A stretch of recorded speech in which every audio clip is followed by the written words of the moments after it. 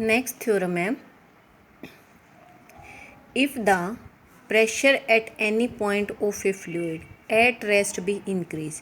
ये कह रहा है कि किसी फ्लूइड के अंदर हमारे पास एक पॉइंट पे, एक किसी पॉइंट पे हम प्रेशर इंक्रीज करते हैं, देन तो prove that the pressure at every other point, किसी दूसरे पॉइंट पे यहाँ यहाँ यहाँ यहाँ कहीं भी अगर हम यहाँ इंक्रीज़ करते हैं तो यहाँ भी हमारी सेम क्वांटिटी का प्रेशर, सेम अमाउंट का जितना कि हम अप्लाई कर रहे हैं वो भी इंक्रीज़ होता है। इस पॉइंट पे प्रेशर अगर लगा रहे हैं तो इस पे भी लग रहा है उतना ही प्रेशर जितना हम इस पॉइंट पे लगा रहे हैं। ठीक है, तो हमने मान लिया कि हम है ना एक लिक्विड के अंदर है ना कुछ पॉइंट्स ले लेते हैं। ठीक है,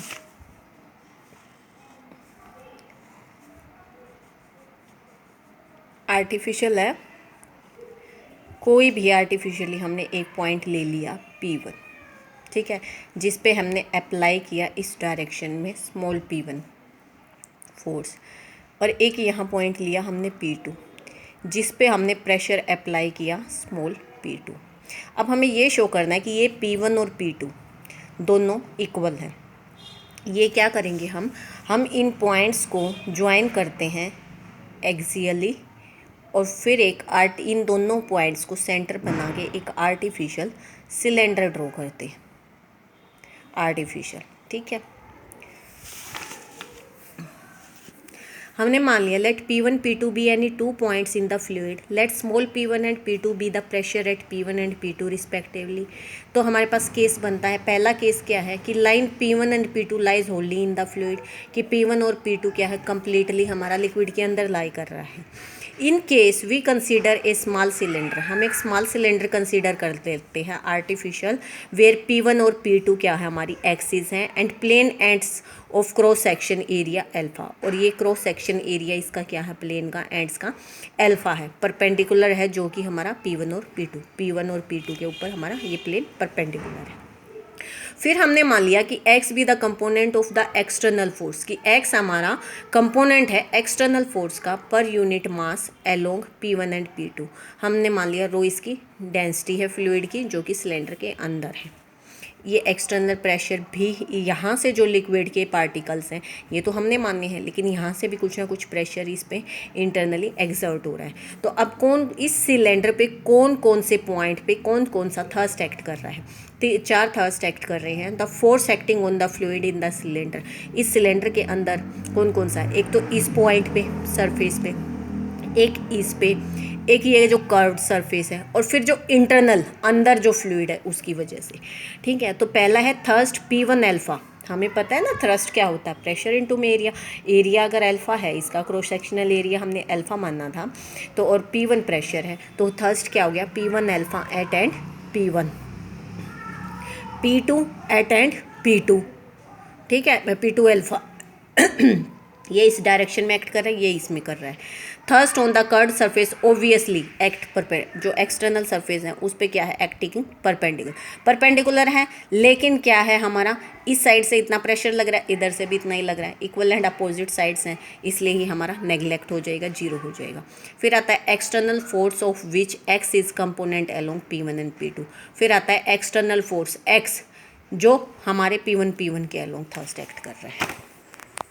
तो हमारा देखो फ्लूइड क्या है, इक्विलिब्रियम में है, तो जितना भी हमारे रिजोल्व पार्ट्स हैं P1 और P2 के अलोंग, वो उनका सम क्या हो जाएगा, ज़ीरो हो जाएगा। That is P1 alpha minus P2 alpha plus zero, जो हमारा ये जो सरफेस पे इक्वल अपोजिट फोर्स लग रहा है, प्लस ज़ीरो, प्लस में x cross sectional external force, rho density, alpha area, और किस पे लग रहा है, अलोंग P1 एंड P2। ठीक है, ये आ गया हमारा जो एक्सटर्नली फोर्स लग रहा है हमारा फ्लूइड के ऊपर, इक्वल टू ज़ीरो। अब यहाँ से अल्फ़ा कॉमन आ रहा है, तो ये बच गया P1 माइनस P2 प्लस रो P1 P2 x ज़ीरो। अगर हम प्रेशर P1 पे, अब हम मान लेते हैं P1 पॉइंट पे हमने थोड़ा सा प्रेशर इंक्रीज़ किया है, कितनी क्वांटिटी से, स्मॉल डेल्टा P1 क्वांटिटी से, and let the corresponding increase in pressure at P2। और वैसे ही हमने P2 पे इंक्रीज किया है डेल्टा P2, तो अब ये इक्वेशन क्या आ जाएगी, जब प्रेशर इंक्रीज हो रही है P1 plus delta P1 minus P2 plus delta P2 plus में रो P1 P2 x equal to 0। ये सेकंड इक्वेशन आ रही।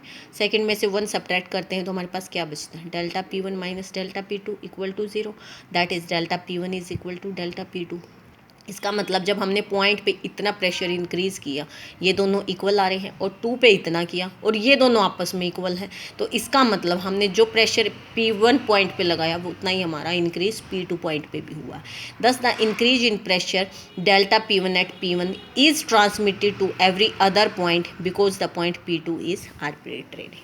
ठीक है, ये तो क्या है कि जो हमारा पॉइंट्स क्या है इनसाइड द फ्लूइड है। फिर सेकंड आता है, मान लिया कि P2 पॉइंट जो है वो कम्प्लीटली लिक्विड के अंदर एक ऐसे नहीं लाई कर रही, ठीक है, इनडायरेक्टली एक दूसरे, does not lie Holi in the fluid, एक यहाँ से ऐसे, यहाँ से ऐसे, यहाँ से ऐसे और यहाँ से ऐसे, एक दूसरे से इस तरीके से ये अटैच है। तो उस टाइम हमारे पास क्या बनता है, हमने मान लिया P1 और P2 पॉइंट क्या है हमारे, Q1 Q2 Q3 other points है जिनके थ्रू ये आपस में जुड़े हुए। ठीक है, कैसे कैसे, P1 Q1 P1 Q1 Q1 Q2 Q2 Q3 Q3 P1। ठीक है, तो अब जो हमने केस फर्स्ट पढ़ा है, इसी तरीके से अगर हम P1 पॉइंट पे प्रेशर इंक्रीज़ कर रहे हैं डेल्टा P1, तो Q1 पे भी हो जाएगा हमारा डेल्टा स्मॉल Q2। इसी तरीके से डेल्टा Q1 Q2 के इक्वल आ जाएगा, डेल्टा Q2 के, फिर डेल्टा Q2 डेल्टा Q3 के इक्वल आ जाएगा, फिर डेल्टा Q3 डेल्टा P2 के इक्वल आ जाएगा। इनडायरेक्टली हमारा डेल्टा P1 और डेल्टा P2 इक्वल आ जाएंगे। तो ये क्या रहा है, by case V1 change in pressure, P पे जो प्रेशर चेंज हो रहा है वो इक्वल हो जाएगा change in pressure at Q1, change in pressure equal to Q2, change in pressure at Q3 and change in pressure at P2। Hence the result routes कि इस पॉइंट पे जो हम प्रेशर अप्लाई करें इक्वली प्रेशर यहाँ भी apply हो रहा है। ठीक है।